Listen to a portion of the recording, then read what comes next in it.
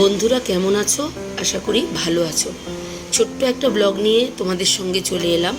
আমি তো খুব ঘুরতে ভালোবাসি, তাই বেশিরভাগ ঘোরার ব্লগই তোমাদের সাথে শেয়ার করি।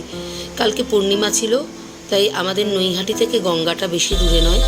এটা বড়দা ব্রিজ দিয়ে আমি যাচ্ছি এবং এই যে আমাদের গঙ্গার পাড়টা অপরূপ সুন্দর, তাই ভাবলাম গঙ্গায় যখন যাচ্ছি একেবারে হ্রদ দেখা আর কলা বেচা দুটোই হয়ে যাক, আমার কাজও হোক এবং তোমাদের সঙ্গে আমাদের গঙ্গার পরিবেশটা শেয়ার করি। তখন ছিল বিকেল 5:30 নাগাদ। ঢোকার ডান দিকে ছিল একটা বড় পার্কে ঢুকতে গেলে পয়সা লাগে।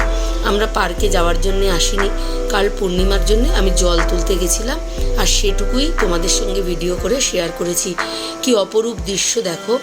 যারা যারা দেখছো প্লিজ লাইক আর কমেন্ট করো। যারা ফেসবুক থেকে দেখছো তারা লাইক কমেন্ট শেয়ার করো, আর যারা ইউটিউব চ্যানেল থেকে দেখছো তারা আমার চ্যানেলটাকে নতুন হলে সাবস্ক্রাইব করো।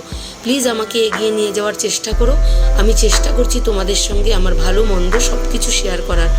এবার দেখো তোমাদের পুরো পরিবেশটা দেখাই, এত সুন্দর লাগছে, লোভ আর সামলাতে পারলাম না, তাই তোমাদের সঙ্গে ছোট্ট করে একটু শেয়ার করলাম।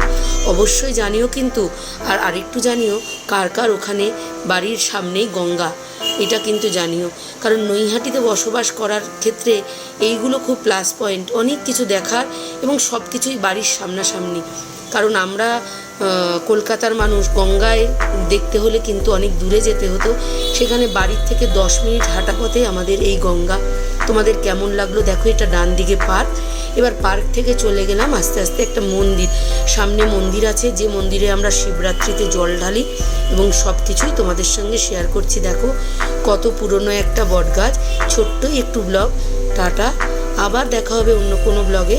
প্লিজ লাইক করো, কমেন্ট করো, শেয়ার করো কিন্তু।